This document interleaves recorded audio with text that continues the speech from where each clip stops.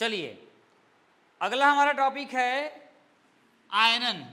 क्या होता है? आयनन। चलिए मान लो की बात मेरे पास सुनो, मान लो मेरे पास आयनन के रूप में एक विद्युत अपघट्य पदार्थ AB है और ये कैसा है? सॉलिड फॉर्म में है। जब ये टूटेगा तो ये क्या बनेगा? पहले ये लिक्विड फॉर्म में जाएगा, चला गया। जब किसी क्या आप देखो लिखे होंगे परिभाषा, जब किसी प्रबल विद्युत अपघट्य पदार्थ को, देखो प्रबल विद्युत अपघट्य पदार्थ को किसमें घोला जाता है? बोल रहा है जल में।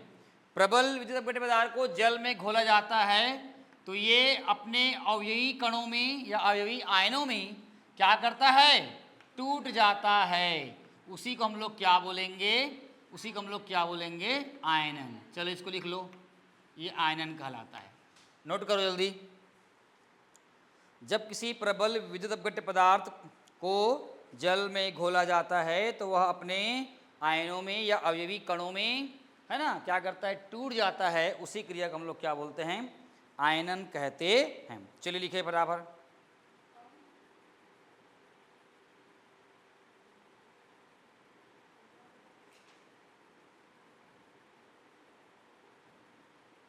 हो गया? चलिए आयनन के बाद नया हेडिंग डालो, विद्युत अपघटन, जिसको हम लोग बोलते हैं इलेक्ट्रोलाइसिस।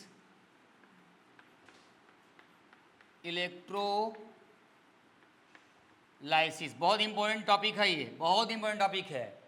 विद्युत अपघटन जिसको हम लोग बोलते हैं, क्या बोलते हैं? इलेक्ट्रोलाइसिस। ठीक है, इसके लिए मेरे को एक डायग्राम बनाना पड़ेगा। ये मैं एक डायग्राम बना दिया हूँ, ये देख सकते हो एक डायग्राम मेरे पास बना हुआ है। इसमें 2 इलेक्ट्रोड डूबा हुआ है, आप लोग भी बना लीजिएगा। ये एक इलेक्ट्रोड हो गया, ये दूसरा इलेक्ट्रोड हो गया, ठीक है, ये दूसरा इलेक्ट्रोड हो गया।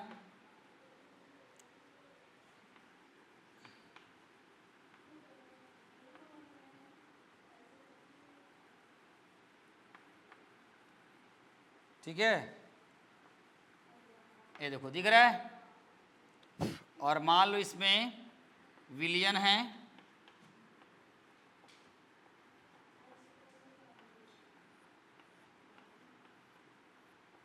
ये इसमें डूबा हुआ है। ठीक है, और चलो इसको अपन मान लेते हैं कैथोड। चलिए इसको हम लोग मान लेते हैं एनोड। कैथोड और क्या मान ली? इसको एनोड मान लिए। यहाँ पर आपका जो जाएगा प्लस माइनस मान लेते हैं। चलो ठीक है, सेल है ये, ठीक है ना। और हम लोग इसको कैथोड मान लिए, और इलेक्ट्रोड ही बोल सकते हैं इसको, इलेक्ट्रोड। ठीक है, और उसके बाद मान लो इसमें डूबा हुआ है NaCl का गलित क्या हो जाएगा? जलीय विलयन। मान लो इसमें NaCl डूबा हो, आपको पता है ना, फिर NaCl क्या करता है? विपरीत, है ना, Cl माइनस टूट जाता है, Na प्लस Cl माइनस टूट जाएगा। अब यहाँ पर ये एनोड है, मान लो की बात, एनोड प्लस फॉर्म में है, तो इधर आगे कौन इकट्ठा होगा? इधर इकट्ठा कौन होगा रे? यहाँ पर इकट्ठा कौन होगा? ये क्लोरीन इकट्ठा हो जाएगा। और यहाँ पर क्या इकट्ठा हो जाएगा? यहाँ पर इकट्ठा कौन है? डिपॉजिट कौन होगा? यहाँ पर डिपॉजिट हो जाएगा आपका, कौन हो जाएगा? आपका सोडियम हो जाएगा। मतलब विद्युत, है ना, सोडियम क्लोराइड का गलित जलीय विलयन जो है इसमें घुला हुआ है। जब करंट लगाएंगे, धारा प्रवाह करेंगे, तो Na प्लस Cl माइनस विपरीत आयन जो वाले जो है ना, वो अलग अलग इलेक्ट्रोड, है ना, के ऊपर क्या करता है? वहाँ पे जाके वो मुक्त हो जाता है या डिपॉजिट हो जाता है। चलिए अब मैं आपको इसके बारे में, ये आपका डायग्राम जो बनाया हूँ, इसके बारे में बताता हूँ प्रक्रिया, है ना। इसकी प्रक्रिया होती क्या चीज़ है, प्रोसेस क्या होती है, या कार्यविधि बोल सकते हैं,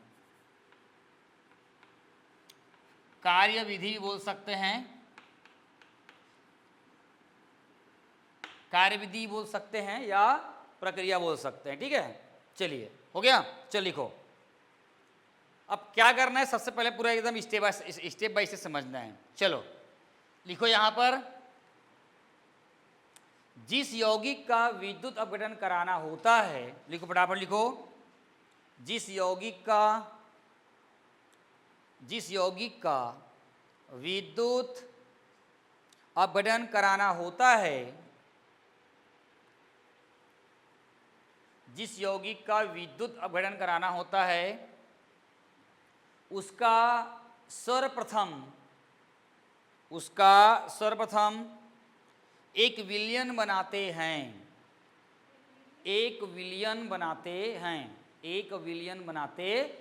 यहाँ पर किसका विलयन बना है हम लोग, यहाँ पे NaCl का विलयन बनाए हैं, ठीक है। उसके बाद लिखो, तथा उस पात्र में 2 इलेक्ट्रोड लगा देते हैं, जैसा यहाँ पर लगाया गया है। 2 इलेक्ट्रोड लगा देते हैं, जिसमें से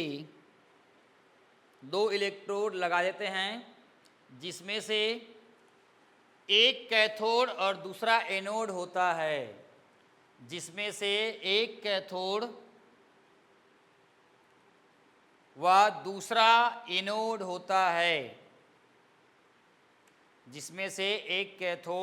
दूसरा एनोड होता है, दोनों ही इलेक्ट्रोड एक ही पात्र में डूबा होता है। दोनों इलेक्ट्रोड एक ही पात्र में क्या होता है, डूबा होता है। दोनों इलेक्ट्रोड एक ही पात्र में डूबा होता है, तथा दोनों इलेक्ट्रोड को बाह्य परिपथ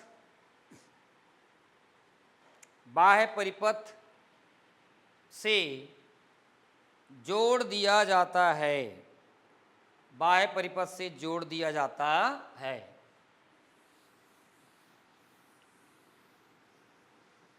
चलिए पैराग्राफ चेंज करो और लिखो स्पष्टीकरण।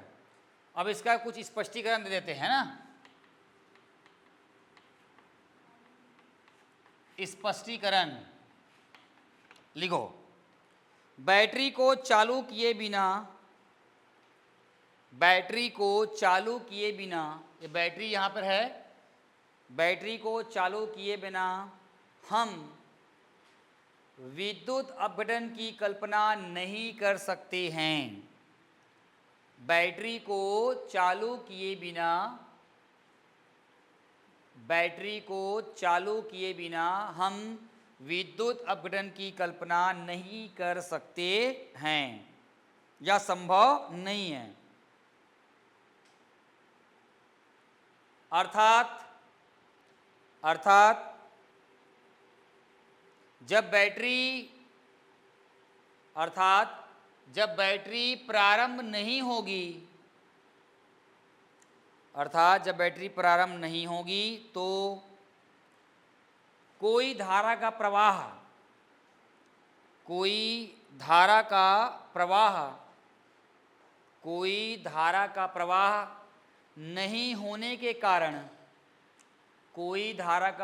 नहीं होने के कारण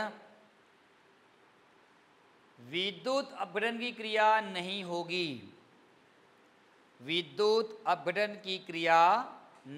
होगी।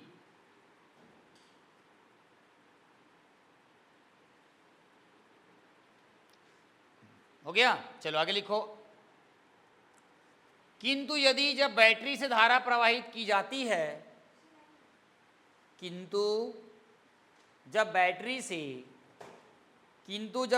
से धारा प्रवाहित की जाती है, देखो जल्दी फटाफट, किंतु जब बैटरी से धारा प्रवाहित की जाती है तो उस पात्र में रासायनिक अभिक्रिया होती है।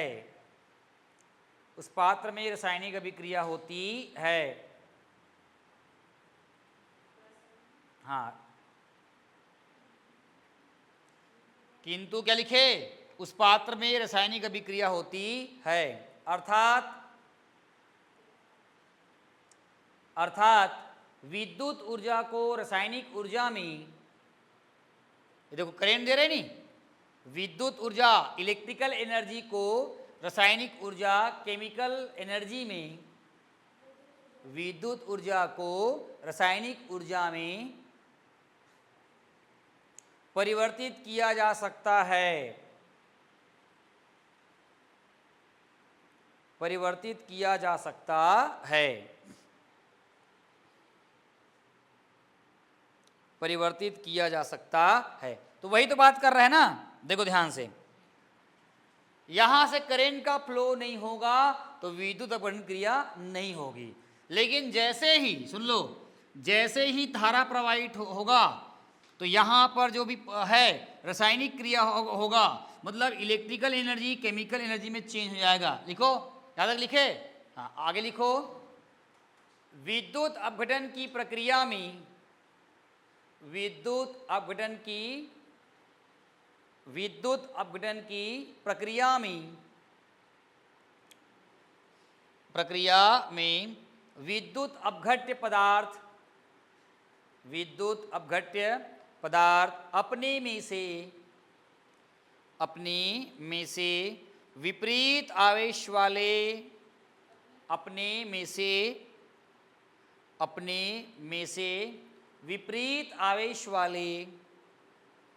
इलेक्ट्रोड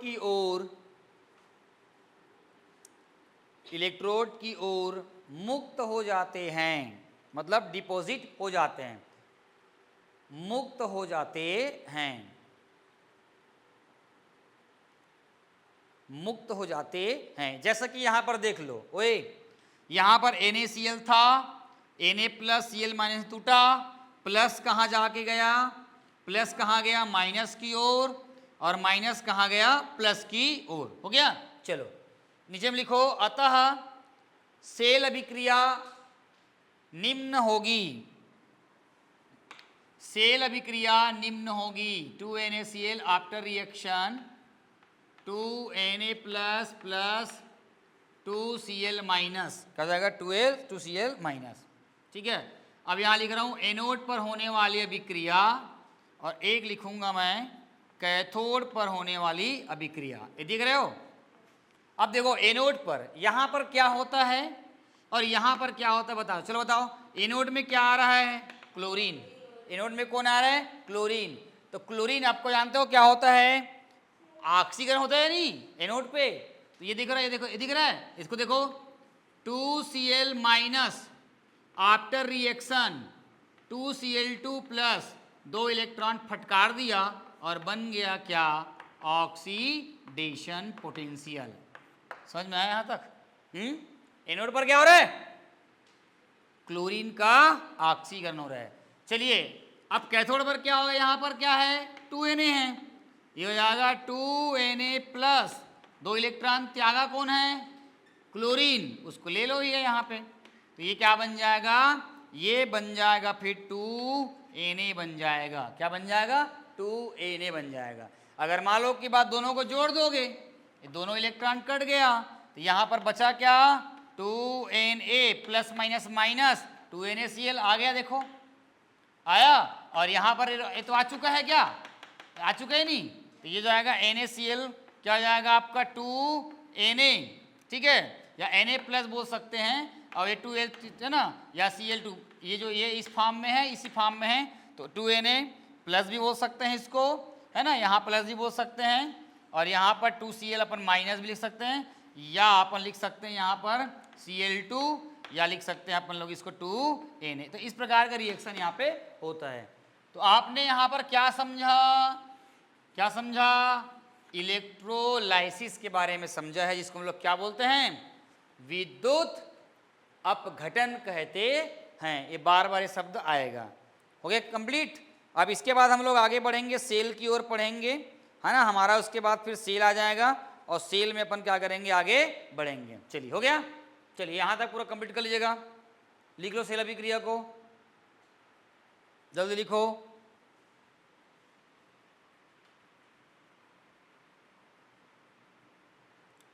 इधर मिटा दूं, डायग्राम बन गया होगा।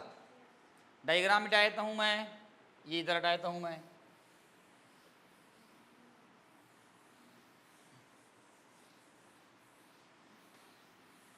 इसको अपन क्या कर रहे हैं, मिटा देते हैं, चलो ठीक है। आगे इसी में हम अगर बात करेंगे तो डिवाइस के बारे में बात करते हैं। डिवाइस मतलब होता है युक्ति, पढ़े हो? एक डिवाइस युक्ति, ये है आपका, यहां पर आएगा केमिकल एनर्जी, और इधर है आपका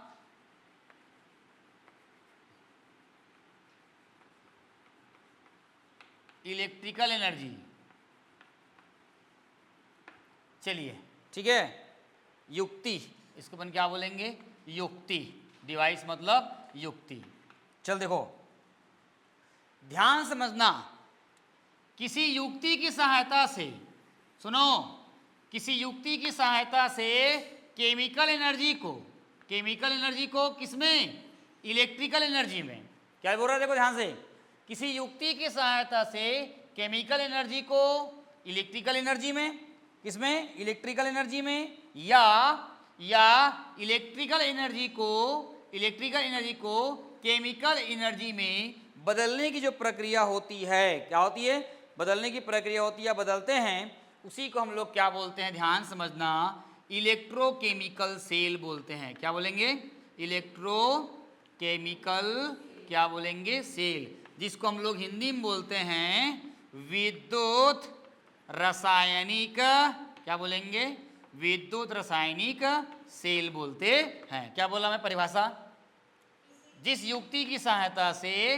केमिकल एनर्जी को इलेक्ट्रिकल एनर्जी में, है ना, रासायनिक ऊर्जा को विद्युत ऊर्जा में, तथा इलेक्ट्रिकल एनर्जी को केमिकल एनर्जी में, मतलब रासायनिक विद्युत ऊर्जा को रासायनिक ऊर्जा में बदला जाता है ना, उसको हम लोग क्या बोलते हैं भाई, इलेक्ट्रोकेमिकल सेल, जिसको हम लोग बोलते हैं विद्युत रासायनिक सेल। क्या बोलते हैं, विद्युत रासायनिक सेल। आगे चल के हम जो है 2 प्रकार के सेल के बारे में पढ़ेंगे, ठीक है। इसको बनाओ और उसके बाद जो परिभाषा लिखवाएं उसको नोट करो, वहां पे लिख लोगे नहीं। हमको 2 प्रकार के सेल के बारे में पढ़ना है, ठीक है। आगे चल के एक हमारा पहला सेल होगा गैल्वेनिक सेल, गैल्वेनिक सेल के बारे में पढ़ेंगे। यही विद्युत रासायनिक सेल का, इसी को विद्युत रासायनिक सेल भी कहते हैं, है ना, गैल्वेनिक सेल ही बोलते हैं, या इसी को हम लोग बोलते हैं गैल्वेनिक के साथ वोल्टी सेल ही बोलते हैं, गैल्वेनिक सेल बोलते हैं, या हम लोग इसको बोलते हैं वोल्टी सेल बोलते हैं। गैल्वेनिक सेल, या क्या बोलेंगे हम लोग इसको, वोल्टी सेल। सेकंड नंबर में आता है विद्युत अपघटनी सेल, जिसको हम लोग बोलते हैं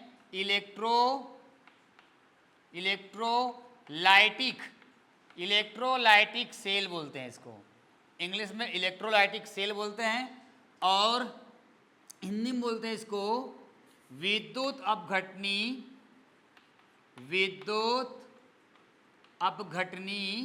क्या बोलते हैं इसको, सेल कहते हैं, विद्युत अपघटनी सेल। चलिए अगली वीडियो में मिलते हैं, दोनों सेल को अपन क्या करेंगे, अलग अलग पढ़ेंगे, ठीक है, ठीक है ना। पेपर में आता है, बहुत इंपॉर्टेंट है, इसको अपन को क्या करना, लेकर चलना है। तो बने रहिए अगली वीडियो के लिए, बिल्कुल जीरो से सुपर हीरो। और है ना, 15 अगस्त और राखी त्यौहार की आप लोगों को सभी को बहुत बहुत बधाई हो, ठीक है। आप ऑनलाइन वाले लोग भी राखी ला सकते हो, फोकट में बांध सकते हो, ठीक है। Thank you.